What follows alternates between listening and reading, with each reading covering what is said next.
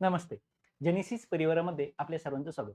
तर आत्ताच तुमची बोर्डाची एक्झाम संपलेली आहे आणि आता तुम्ही अजून एका महत्त्वाच्या एक्झामला सामोरी जाणार आहात. ती एक्झाम म्हणजे सी-ई-टी. यावर्षी सी-ई-टीचे 2 अटेम्प्ट होणार आहे. एक एप्रिलमध्ये आणि एक मेमध्ये. सी-ई-टी एक्झाम आपल्यासाठी खूप महत्त्वाची आहे कारण 12वी नंतरचे मोस्ट ऑफ 90% ॲडमिशन हे सी-ई-टीवर डिपेंड आहेत. ओके. त्यासाठी बोर्डाचा क्रायटेरिया हा बेसिक 60%चा आहे. सो सी-ई-टी अतिशय महत्त्वाची एक्झाम आहे. त्याकडे आपल्याला दुर्लक्ष करून चालणार नाही आणि या सी-ई-टीला साधारण तुमच्याकडे एक 60 ते 70 दिवस बाकी आहेत आणि या कमी दिवसांमध्ये तुम्हाला इम्पॅक्टफुल स्टडी करून जास्तीत जास्त स्कोर कसा करता येईल तर याची पूर्ण स्ट्रॅटेजी आजच्या सेशनमध्ये आपण पाहणार आहोत. ठीक आहे. तर आत्ता या एक्झामसाठी तुमच्याकडे नक्की टोटल टाईम किती आहे? फर्स्ट अटेम्प्ट कधी होणार आहे? सेकंड अटेम्प्ट कधी होणार आहे? या सर्व गोष्टीची माहिती आता आपण याच्यामध्ये पाहतोय. तर पहा तुमच्याकडे टाईम टोटल किती आहे? फेब्रुवारीमध्ये साधारण 25 फेब तुमचा बायोचा पेपर संपला. ओके. 26 फेब तुम्ही ठरवलं पेपर देऊन खूप दमलोय, आता जरा आराम करूया. तर एक दिवस तुम्ही रेस्ट घेतली आणि 27 फेबपासून तुम्ही सुरुवात केली. कोणत्या तारखेपासून? 27 फेबपासून तुम्ही सुरुवात केली. तर 27 आणि 28 म्हणजे या पद्धतीने फेब्रुवारी महिन्यामध्ये तुम्हाला 2 दिवस मिळणार आहेत. मार्चमध्ये 31 दिवस आहेत, एप्रिलमध्ये 30 दिवस आहेत आणि मेमध्ये 10 दिवस आहेत. मेमध्ये 10 दिवस का? कारण मेमध्ये तुमचा जो सेकंड अटेम्प्ट आहे तो 11 मेला चालू होणार आहे, तो 17 मे पर्यंत. आता ह्या टेंटेटिव्ह डेट आहेत. म्हणून आपण मेचे 10 दिवस धरलेले आहेत, पकडलेले आहेत. मग ह्या टोटल पूर्ण दिवसांची जर आपण ॲडिशन केली तर आपल्याला फर्स्ट अटेम्प्ट आणि सेकंड अटेम्प्ट मिळून तर साधारण जर 60, 70, 71, 72 आणि 73 म्हणजे साधारण फर्स्ट अटेम्प्ट जो 11 एप्रिलला चालू होणार आहे, सेकंड अटेम्प्ट जो 11 मेला चालू होणार आहे, ह्या दोन्हीही अटेम्प्ट मिळून साधारण तुमच्याकडे 73 दिवस आहे. मग हे टोटल दिवस तुम्हाला मिळणार आहेत का? 100% नाही. का? कारण जिओग्राफीचा पेपर अजूनही तुमचा बाकी आहे. काहींचा आय-टीचा पेपर आहे, काहींचा सीएचा पेपर बाकी आहे. आता ज्या मुलांचे हे पेपर बाकी आहेत, त्या मुलांचे जर मार्च जिओग्राफीचा पेपर धरला तर पेपरच्या आधी 2 दिवस आणि पेपरचा दिवस असे 3 दिवस. त्यानंतर आय-टीचा पेपर पुन्हा 3 दिवस. तर साधारण हे 5 ते 6 दिवस तुमचे पुन्हा जाणार आहेत.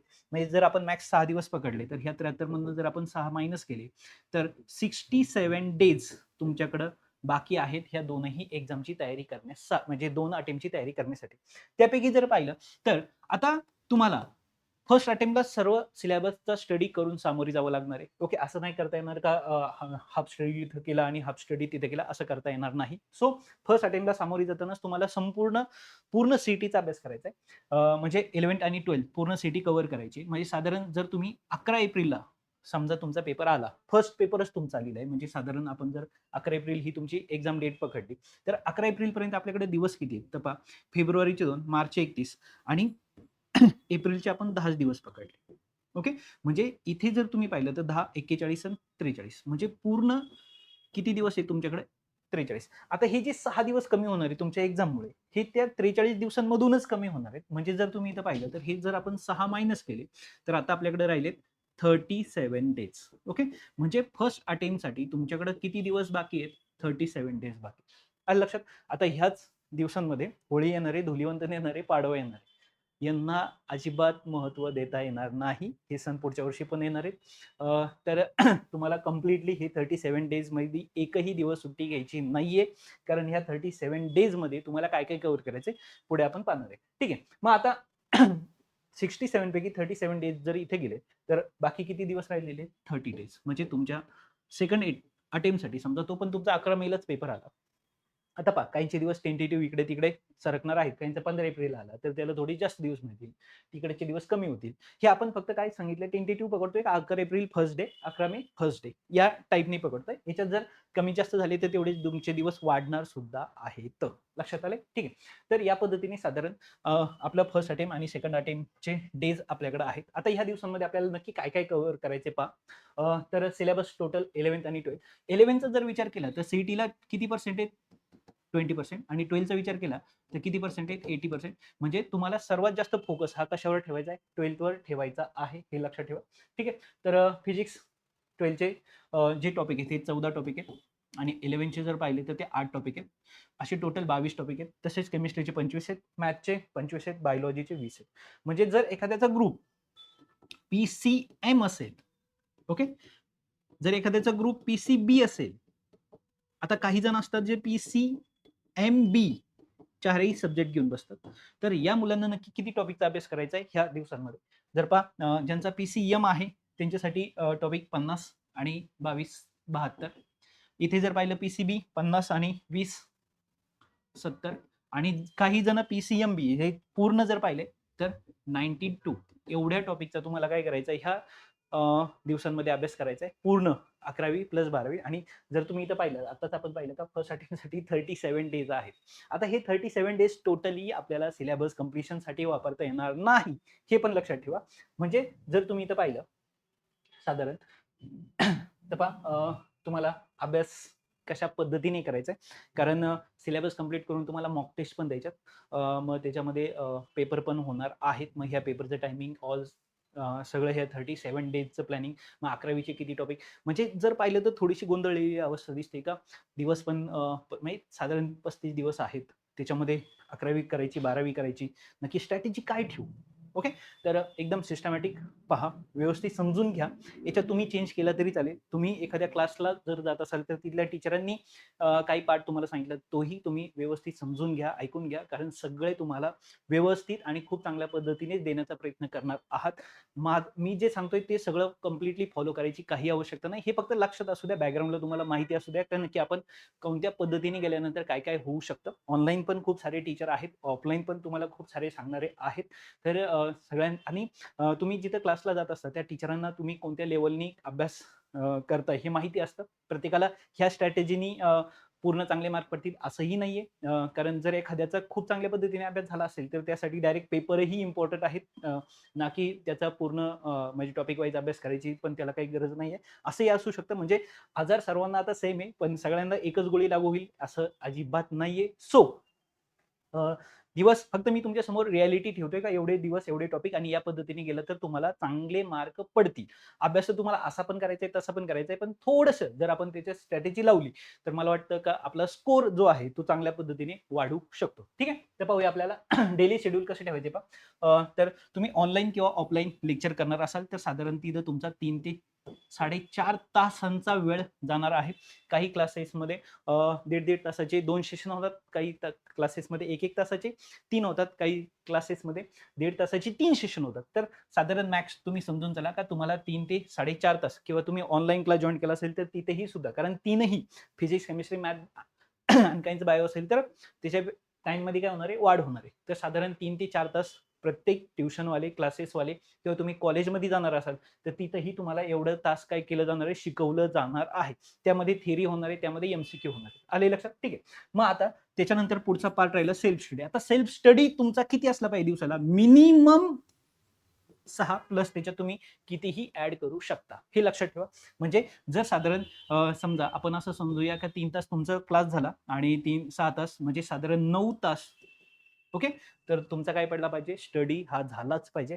हा प्लस सांगतोय, याच्यापेक्षा कमी तर काहीच नकोय. ओके, ठीक आहे. त्यानंतर इथे तुम्हाला काय करायचंय सेल्फ स्टडीमध्ये, फक्त आणि फक्त MCQ करायचे, फक्त MCQच रोज. ओके, ठीक आहे. आता ते कोणते करायचे ते आपण पुढे पाहूया.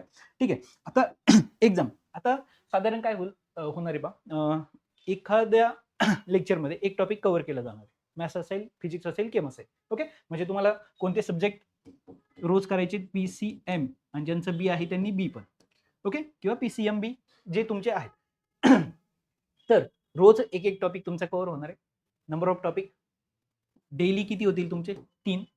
ह्या 3 टॉपिकचा तुम्ही सेल्फ स्टडी करायचा आहे. म्हणजे हे जे 3 टॉपिक आहेत हे तुम्हाला कुठे शिकवले जाणार आहेत? क्लासमध्ये. याचाच तुम्हाला कुठे स्टडी करायचा आहे? सेल्फ स्टडी करायचा आहे. आणि त्याच दिवशी त्याच्यावरच तुम्हाला काय द्यायचं आहे? पेपर द्यायचा आहे. जर या पॅटर्ननी तुम्ही गेलात तर म्हणजे सगळे तुम्ही लेक्चर ऐकताय, काही प्रश्न सॉल्व्ह करताय, काही स्वतः सॉल्व्ह करताय आणि त्याच्यावर तुम्ही जर रोज संध्याकाळी पेपर देताय. पेपर झाल्यानंतर एक लक्षात ठेवा, पेपर सोडवल्यानंतर त्याला अनालाइज करणं सुद्धा तितकंच इम्पॉर्टंट आहे. नुसता पेपर दिला आणि चेक केला आणि एवढे मार्क पडले असं करायचं नाही. तर तो अनालाइज करायचा, माझे चुकीचे प्रश्न कोणते आहेत, ते मी कशा पद्धतीने चुकले, तर त्याचं नक्की उत्तर कशा पद्धतीने, याचं अनालिसिस तुम्हाला करायचं आहे. मग आता हे पेपर तुम्हाला पुढे मिळतील. तुम्ही ऑफलाईन क्लास असेल तर 100% क्लास तुम्हाला देईल, ऑनलाईन असेल तर ते पण प्रोव्हाइड करायचा प्रयत्न करतात. आणि जर नाहीच मिळालं तर तुम्ही ते कुठंही शोधू शकता. ओके, ठीक आहे. तर ती पूर्ण इन्फॉर्मेशन मी तुम्हाला देईलच. आता त्याच्यानंतर आहे सर्वात इम्पॉर्टंट, का अभ्यास करताना सर्वात महत्व द्यायचे तुम्हाला ते मोस्ट इम्पॉर्टंट टॉपिकवर, कारण आपल्याकडे दिवस आहेत ते कमी दिवस आहेत. Okay, 37 days. आता रोज 3 टॉपिक जरी करायचं म्हटलं, आता साधारण जर तुम्ही पाहिलं तर पीसीएम म्हणजे जर तुम्ही पाहताय तर 72, 70 अशी टॉपिक, म्हणजे हा पीसीएम आणि हा पीसीबीचा ग्रुप आहे. रोज 3 टॉपिक ह्या हिशोबाने जर तुम्ही गेले तर, आणि साधारण 30 दिवस 37 डेज तुम्हाला मिळतात. त्यातले 30 दिवस जर आपण बाहेर काढले, 30 दिवस तुम्ही सिलेबस रन केला. आता 30 दिवस जर सिलेबस तुम्ही घेत असाल तर साधारण रोज 3 म्हणजे 90 टॉपिक तुमचे होऊ शकतात. रोज 3 केले तर. पण काही टॉपिक असे असणार आहेत फिजिक्स, केमिस्ट्री आणि बायोचे किंवा मॅथ्सचे, की ज्याला तुम्हाला एका दिवसात तो टॉपिक कव्हर करता येणार नाही. म्हणजे डेरिव्हेटिव्ह असेल, व्हेक्टर असेल, इंटिग्रेशन असेल. हे टॉपिक मॅथ्सचा विचार करायचा झालं तर सांगतोय मी तुम्हाला, की हे टॉपिक एका दिवसात नाही होणार. तसेच फिजिक्स असणार आहे, तसंच केम असणार आहे. म्हणजे तिथे दिवस तुम्हाला काय करावे लागणार आहेत, वाढवावे लागणार. म्हणजे काही टॉपिकला तुम्हाला 2 दिवस द्यायचे आहे आणि काही टॉपिकला तुम्हाला 1 दिवस द्यायचा आहे. म्हणजे लक्षात ठेवा, 2 दिवसापेक्षा जास्त वेळ तुम्हाला देता येणार नाही कोणत्याही टॉपिकला, कारण तेवढे दिवस आपल्याकडे नाही. ठीक आहे. आता मोस्ट आयएमपी टॉपिक हा काय प्रकार आहे? तर पहा, हे 2024चं अनालिसिस आहे. हे टॉपिक आहेत 11वीचे. हे आहे 12th मॅथ्स 1 आहे, हे M1 आहे आणि हे M2 आहे. आता मोस्ट इम्पॉर्टंट टॉपिक नक्की काय असतात, कशा पद्धतीने असं तुम्हाला ठरवायचं कसं? आता हे मी मॅथ्स इथं दिले, फिजिक्स आणि केमिस्ट्री आणि बायोचं ही मी तुम्हाला देतो डिस्क्रिप्शनमध्ये, आणि किंवा तुम्ही जेनेसिस अकॅडमीचा टेलिग्राम ग्रुप जॉईन केला तर त्यावरही मी तुम्हाला हे इम्पॉर्टंट टॉपिक नक्की शेअर करेन, किंवा एखादं सेपरेट लेक्चर घेऊन इम्पॉर्टंट टॉपिक देईल. पण आता नक्की इम्पॉर्टंट टॉपिक कसे आहात, तुमचे ऑफलाईन क्लासचे टीचरही तुम्हाला त्या ठिकाणी देणार आहेतच. ठीक आहे. तर पहा आता हे 2024चं अनालिसिस असं सांगतं तर 2024ला 16 पेपर झाले. एकूण सीईटीचे पेपर किती झाले? 16. 16 म्हणजे काय? तर शिफ्ट वाईज 8 दिवस पेपर चालला. एका दिवसाला 2 शिफ्टमध्ये पेपर होतो.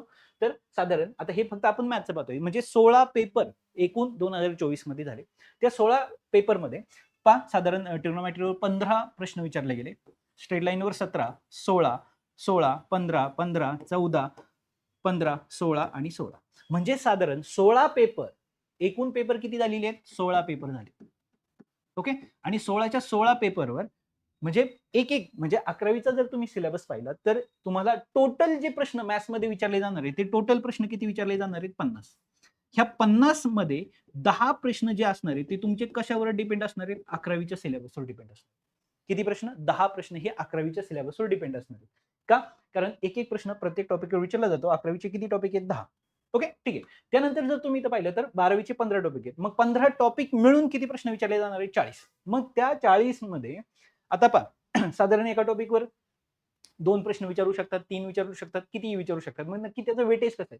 आता जर तुम्ही इथं पाहिलं तर साधारण व्हेक्टर टॉपिक जर पाहिला तर तुम्हाला 94 प्रश्न या ठिकाणी तुम्हाला आलेले पाहायला मिळतील. म्हणजे 1696 म्हणजे साधारण ऑन एन एव्हरेज 6 प्रश्न व्हेक्टर एकटा घेऊन जातो.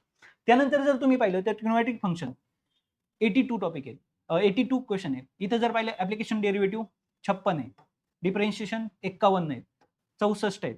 ओके. डिफरेन्शियल इक्वेशन 49 आहेत. इथं लाईन अँड प्लेन 65 आहेत. लॉजिक 33 आहेत. म्हणजे इथे हे असे टॉपिक आहेत, जर तुम्ही पाहिलं तर 1, 2, 3, 4, 5, 6 आणि 7 हे टॉपिक असे. इथं जर पाहिलं तर प्रोबॅबिलिटीवर पण पहा 31 क्वेश्चन आहेत. ओके. पण बाकीचे जर टॉपिक पाहिले तुम्ही तर इथे एकच प्रश्न विचारला गेलेला आहे. इथे एक प्रश्न विचारला गेलाय, इथे एक प्रश्न विचारला गेलाय, इथे एक प्रश्न विचारला गेलाय, इथे पण साधारण पाहिलं तर एक प्रश्न आहे, इथं पाहिलं तर एक प्रश्न आहे. म्हणजे 1, 2, 3, 4, 5, 6 म्हणजे हे 6 टॉपिक असे आहेत का जिथं तुम्हाला एकच प्रश्न विचारला जाणार. म्हणजे हे 6 आणि हे 10, 16 टॉपिक. म्हणजे तुम्हाला टोटल जे मॅथ्सचे टॉपिक आहेत ते टोटल टॉपिक किती आहेत? 25. पहा बरं का, टोटल टॉपिक किती आहेत तुमचे? 25. हे तुम्ही स्वतः स्ट्रॅटेजी बनवू शकता फिजिक्स, केमिस्ट्री आणि बायो बद्दल. ओके, ठीक आहे. टोटल टॉपिक किती आहेत तुमचे? 25. 25 मधले जर तुम्ही 16 टॉपिक बाहेर काढले का ज्याच्यावर एकच प्रश्न विचारला जातो, म्हणजे टोटल बाकी किती टॉपिक राहिले? 9. लक्षात आलं?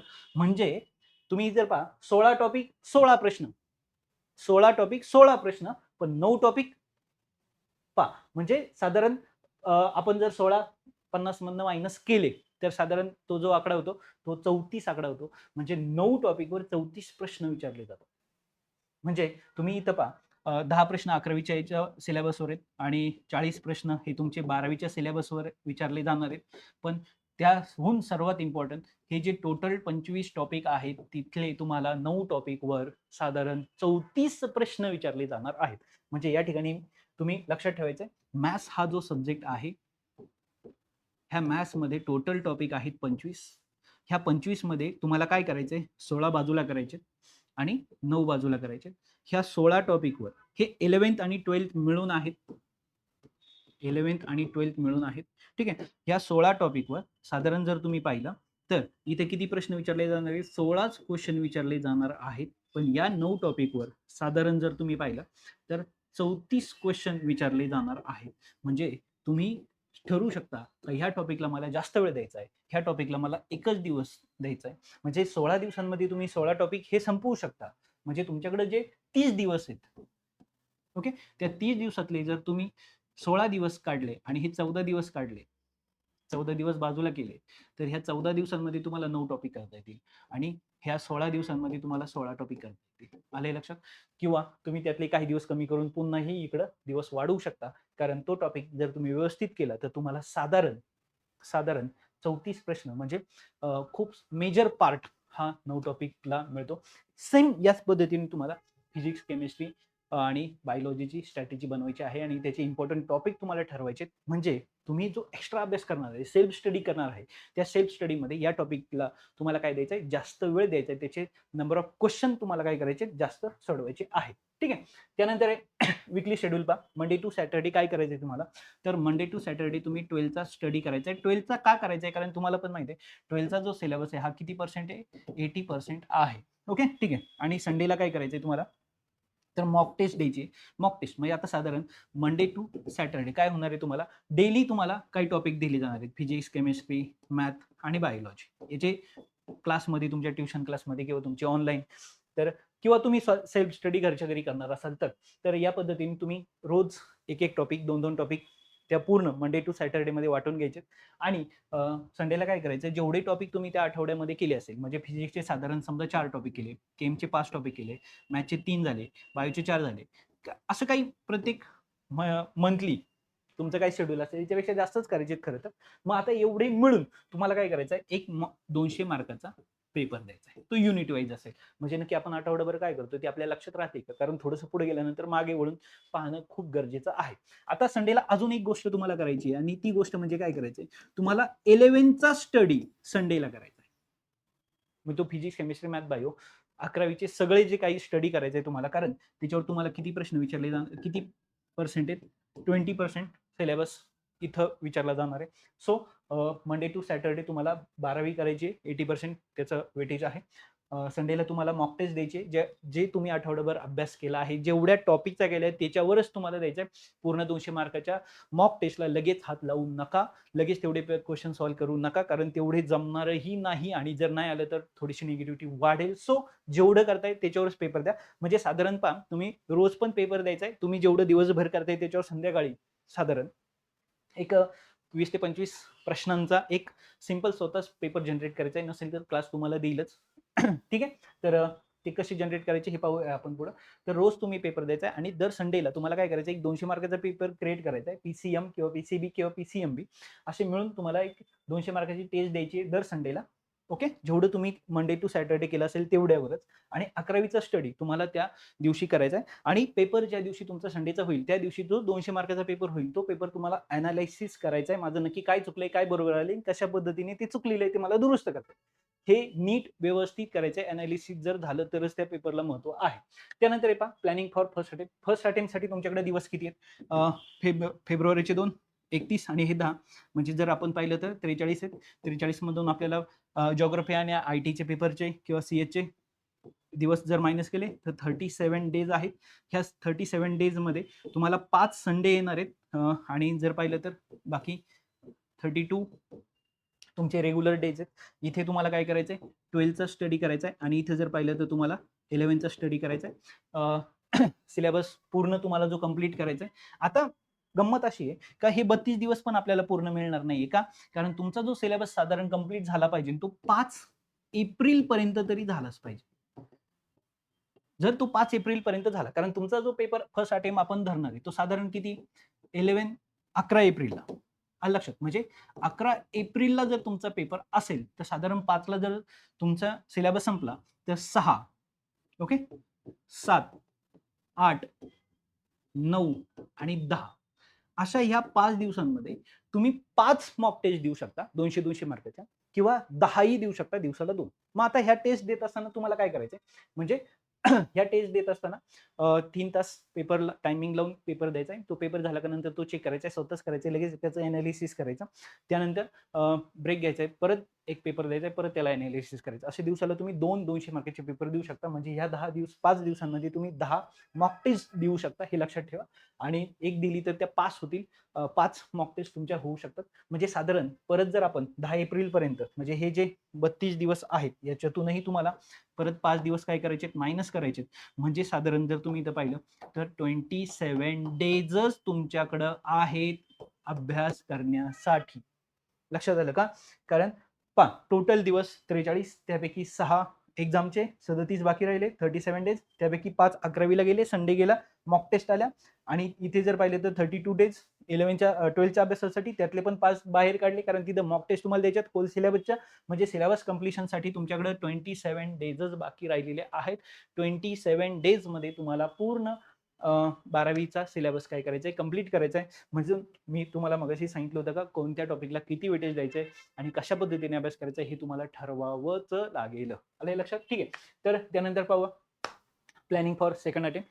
सेकंड अटेम्प्टसाठी तुमच्याकडे दिवस किती असणार आहेत? एप्रिलचे 20 दिवस आणि मेचे 10 दिवस. आता इथं जे दिवस असणार आहेत ते 30 अतिशय महत्त्वाचे दिवस आहेत हे. कारण इथं तुम्हाला आता पेपर द्यायची गरज नाही. सॉरी सिलेबस कंप्लीट करायची गरज नाही. ऑलरेडी सिलेबस तुमचं करून झालेला आहे. टॉपिक वाईज अभ्यास करून झालेला आहे. मग ह्या 30 दिवसांमध्ये काय करायचंय तुम्हाला मॉक टेस्ट द्यायची. काय द्यायची? मॉक टेस्ट म्हणजे होल सिलेबस. इथं जे पेपर होणार आहेत हे होल सिलेबस होणार आहेत. किती मार्काचे? 200 मार्काचे. म्हणजे आता इथे तुम्ही 30 द्यायचे, 40 द्यायचे, 50 द्यायचे का 60 मॉक टेस्ट द्यायच्यात हा तुमचा विषय. ओके म्हणजे दिवसाला तुम्ही 1 2 3 1 दिल्या तर 30 होतील आणि 2 दिले तर 60 होतील. त्याच्यामध्ये दिले तर एवढ्या टेस्ट तुम्ही देऊ शकता ह्या 30 दिवसांमध्ये. याच्यात जर पेपर आपण तुमचा जो पेपर आहे तो 11 मेला आपण धरलेला आहे. जर तो त्याच्या पुढे एक्सटेंड झाला तर अजून टेस्ट वाढू शकतात आणि त्यावेळेस म्हणजे ह्या मॉक टेस्ट तुम्ही तर द्यायच्याच दिवसाला. मॉक टेस्टचा पॅटर्न सिंपल लक्षात ठेवा. सकाळी लवकर उठायचंय 8लाच पेपरला बसायचंय 3 तास पेपर मग नंतर तो चेकिंग परत थोडासा ब्रेक परत 3 तासाचा पेपर परत चेकिंग. आता एनालिसिस करणं खूप इम्पॉर्टंट आहे आणि हे स्वतः करणं खूप इम्पॉर्टंट आहे. ठीक आहे. आणि त्याच्या सोबत तुम्हाला रोज काय करायचंय आयएमपी टॉपिक ह्या 30 दिवसांमध्ये. आयएमपी टॉपिक कोणते? फिजिक्स केमिस्ट्री मॅथचे. आता जर आपण पाहिलं मगाशी का मॅथचे जे आयएमपी टॉपिक आहेत 9 का ह्या 9 टॉपिकवर टोटल किती क्वेश्चन विचारले जाणार आहेत? 34 क्वेश्चन विचारले जाणार आहेत. म्हणजे ह्या 30 दिवसांमध्ये तुम्हाला काय करायचे ते 9 टॉपिक स्टडी करायचे. असे फिजिक्सचे 9-10 टॉपिक भेटणार आहेत, केमिस्ट्रीचे 9-10 भेटणार आहेत. म्हणजे डेली तुम्ही एक इम्पॉर्टंट टॉपिक काय करू शकता? त्याचा अभ्यास करू शकता. म्हणजे साधारण तुम्ही एक मॉक टेस्ट दिली आणि एक इम्पॉर्टंट टॉपिकचे नंबर ऑफ क्वेश्चन सॉल्व्ह करून पाहिले तर साधारण मला वाटतं ह्या 30 दिवसांचं व्यवस्थित चांगल्या पद्धतीने प्लॅनिंग होऊ शकतं. आता याच्यात तुम्ही एखाद्या ट्युशनला जात असेल तर तिथले टीचरही तुम्हाला खूप चांगल्या पद्धतीने गाईड करणार आहेत हे लक्षात ठेवा. त्यांचाही पार्ट इन्क्लूड केला तरी चालेल आणि जर तुम्ही सेल्फ स्टडी करणार असेल तर मला वाटतं हे तुमच्यासाठी बेस्ट प्लॅनिंग आहे. ठीक आहे. आणि त्यानंतर हे पहा स्टडी टाइम. बऱ्याच जणांचं म्हणणं असतं की किती वेळ अभ्यास केला पाहिजे. तर हा प्रश्न मला तर खरं चुकीचा वाटतो. किती वेळ आता वेळ मोजून थोडे अभ्यास करायचा असतो असं माझं म्हणणं आहे. आता एकच स्ट्रॅटेजी शेवटच्या ह्या 30 25 30 40 दिवसां 50 मॅक्स 60-70 दिवसांसाठी एकच स्ट्रॅटेजी. एकतर मी झोपलेलो असेल नाही तर मी अभ्यास करत असेल. लक्षात ठेवा. एकतर मी झोपलेलो असेल नाही तर मी अभ्यास करत असेल. ओके म्हणजे 8-10 तास झोपायचं असं अजिबात नाही. साधारण एक 5 ते 6 तास तुम्ही 100% झोपू शकता. उरलेला सगळा वेळ 3-4 तास तुमच्या वैयक्तिक कामांसाठी बाहेर जर काढले तर उरलेले मिनिमम एक साधारण 6 तास झोपला, 4 तास तुमच्या कामांना जर तुम्ही दिला, तर 14 तास तुमच्या हातात राहतात. तर 14 तास मी कसा अभ्यास करेल याचा तुम्ही जास्तीत जास्त विचार करणं गरजेचं आहे.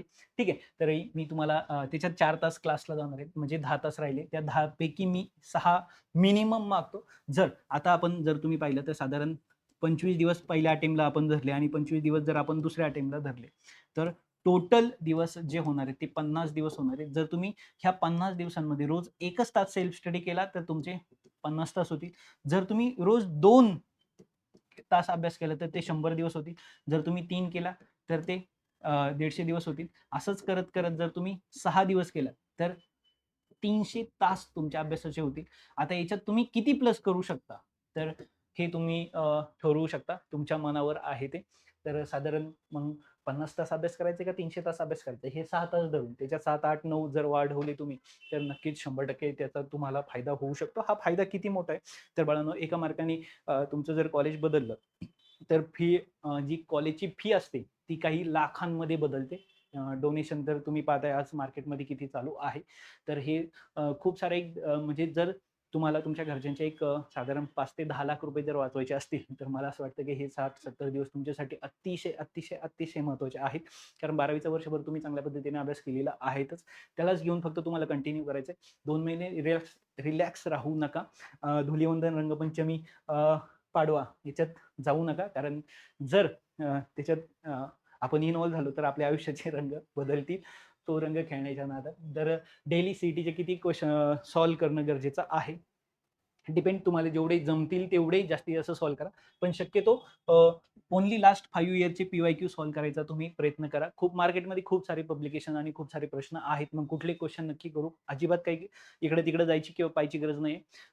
फक्त पीवायक्यू करा. ते पण पीवायक्यू लास्ट म्हणजे 2025 पासून चालू करा. 25, त्यानंतर 24, त्यानंतर 23, असं मॅक्स टू मॅक्स 2020 पर्यंतचे सीईटीचे क्वेश्चन जमतील तेवढे सॉल्व्ह करा. पण सुरुवात मात्र तुम्हाला 2025 पासून करायची. 25 म्हणजे एखादा टॉपिक तुम्ही घेतला, म्हणजे वेक्टर टॉपिक तुम्ही आज घेतला, तर वेक्टरचे 25 पासून सॉल्व्ह करायला सुरुवात करायची. कोणत्या कोणत्या कन्सेप्ट आल्या त्या लिहून ठेवा, जेणेकरून सेकंड अटेम्प्टला तुम्हाला त्याचा वापर होईल. काही महत्त्वाचा फॉर्म्युला, काही महत्त्वाची कन्सेप्ट, काही शॉर्टकट्स, काही स्ट्रॅटेजी जर तुम्हाला सरांनी सांगितली ऑनलाईन पाहताना, ऑफलाईन शिकताना, किंवा काही तुम्हाला माहिती असेल किंवा तुम्ही सॉल्व्ह करताना तुम्हाला आढळली, तर ती लिहून ठेवत चला, जेणेकरून सेकंड अटेम्प्टला तुम्हाला त्याचा काय होईल, बेनिफिट होईल. तर ओन्ली लास्ट 5 इयरचे पीवायक्यू तुम्ही सॉल्व्ह करा. जेवढे जमतील तेवढे सॉल्व्ह करा. साधारण आणि खूप सारे प्रश्न आहेत. हे तुम्ही 5 वर्षाचे म्हटलं तरी तुम्हाला ते एवढ्या दिवसांमध्ये उरकणार नाही. इतके पीवायक्यू अवेलेबल आहे. आणि लेव्हल 1, लेव्हल 2 आता करण्यात पॉईंट नाहीये. इकडचे तिकडचे बेसिकचे क्वेश्चनही करण्यात पॉईंट नाहीये. कारण जे विचारलं जातं त्याच्यावर जर अटॅक केला, तर मला वाटतं ते जास्त त्याचा जास्त तुम्हाला बेनिफिट होईल. त्यानंतर मॉक टेस्ट कुठून भेटू शकता तुम्हाला पहा. ऑनलाईन मार्केटमध्ये खूप साऱ्या आहेत. तुम्ही त्याही सर्च करू शकता. खूप जणांनी तुमच्याशी कॉन्टॅक्ट केला असेल, क्लासवाल्यांनी म्हणजे ट्युशनवाल्यांनी, किंवा तिथूनही घ्या, किंवा ऑनलाईन मार्केटमध्ये पण खूप सारे अवेलेबल आहेत. ऑफलाईन जे आपल्या क्लासचे टीचर आपल्याला देणार आहेतच क्लासमधून, ज्या तुम्हाला तिथून मिळतील. ट्युशन क्लास जर तुम्ही जॉईन केला असेल तर, म्हणजे हे साधारण सगळ्यांचं जे मिळण्याचं ठिकाण आहे ते आपलं ट्युशन क्लास आहे. त्यानंतर मार्क्स ॲप जे तुम्हाला माहिती असेल, त्याच्यावर सुद्धा तुम्ही टेस्ट जनरेट करू शकता. स्वतःला ज्या टॉपिकची पाहिजे त्या टॉपिकला तुम्ही कलेक्ट करू शकता, कंबाईन करू शकता आणि स्वतः पेपर देऊ शकता. तर मार्क्स ॲपवर तुम्ही स्वतः टेस्ट जनरेट करा. त्यानंतर जेमिनी ॲप, हे जे माहिती आहे, आणि ChatGPT, हे तर दर 2 AI, ह्या 2 AIला सुद्धा तुम्ही जर बेसिक चांगलं प्रॉम्प्टिंग केलं आणि जर तुम्ही त्याच्याकडनं टेस्ट मागितली, तर त्याही AI तुम्हाला टेस्ट जनरेट करून देतं. अदरवाईज तुम्ही जर तुमच्याकडं पीवायक्यूचं बुक असेल, टार्गेट किंवा वेगवेगळ्या पब्लिकेशनचं, तर त्या बुकमधूनही तुम्ही डायरेक्ट पेपर म्हणजे आधी म्हणजे सॉल्व्ह केलेले प्रश्न सोडून बाकीचे प्रश्न तुम्ही मांडले, की हा चला हे 15 प्रश्न आता मी सॉल्व्ह करतो, किंवा हे 25 प्रश्न मी सॉल्व्ह करतो. असेही तुम्ही स्वतः टेस्ट देऊ शकता. असं काही नाही का सगळं ऑनलाईनच मिळतं आणि ऑनलाईनच टेस्टची प्रॅक्टिस केली पाहिजे. तुमच्याकडे जर पुस्तक अवेलेबल असेल, तर काही टीचर तुमच्या वर्गात घेतील, काही तुम्ही स्वतः प्रॅक्टिस करा, आणि जे तुम्ही प्रॅक्टिसला नाही केलेले ते प्रश्न तुम्ही ॲज अ टेस्ट म्हणून स्वतःलाच द्या, का हा चला हे 50 प्रश्न आज मी सोडवणार आहे आणि त्याची मी टेस्ट देणार आहे. तर या पद्धतीने तुम्ही काय करू शकता, स्वतःला टेस्ट देऊ शकता. पण ह्या 2 ॲपचा म्हणजे AIचा तुम्ही चांगल्या पद्धतीने वापर करू शकता. आणि मला वाटतं मार्क्स ॲपवर तर सर्व पीवायक्यू ऑलरेडी अवेलेबल आहेत, आणि तिथं ॲन्सर सुद्धा आहे. तुम्ही टिक केलं तर तुम्हाला ॲन्सर पण कळतं, त्याचं डिस्क्रिप्शन पण कळतं, नक्की कशा पद्धतीने ते ॲन्सर आणलेलं आहे, आणि तिथं तुम्ही पेपर सुद्धा देऊ शकता. मग होल सिलेबसवर पण देऊ शकता आणि टॉपिक वाईज, पॉईंट वाईज सुद्धा तुम्ही जाऊ शकता. ठीक आहे. तर या पद्धतीने तुम्हाला काय करायचं आहे, अभ्यास करायचा आहे ह्या 25 म्हणजे साधारण 70 दिवसांमध्ये. ओके. तर ही आहे तुमच्या क्रॅश कोर्सची स्ट्रॅटेजी. याच्यात जर तुम्हाला अजून काही इन्फॉर्मेशन हवी असेल तर नक्की सांगा, ती तुमच्यापर्यंत पोहोचवण्यात येईल. सर्वात इम्पॉर्टंट म्हणजे आय-एम-पी टॉपिक मी तुम्हाला सांगणार आहे. फिजिक्स, केमिस्ट्री आणि मॅथ्सचे. आय-एम-पी टॉपिक म्हणजे ज्याच्यावर जास्त प्रश्न आतापर्यंत विचारले गेलेले आहेत ते आय-एम-पी टॉपिक. जसं बोर्डाला आय-एम-पी प्रश्न दिले जातात तसं काही नाहीये. तर जास्त प्रश्न विचारले जाणारे आय-एम-पी टॉपिक हे तुम्हाला दिलेच जातील. तर ऑल द बेस्ट. चांगला अभ्यास करा. 70 दिवस खूप मेहनत घ्या. त्याचं नक्की तुम्हाला चांगलं फळ मिळेल. ओके. बाकी ऑल द बेस्ट.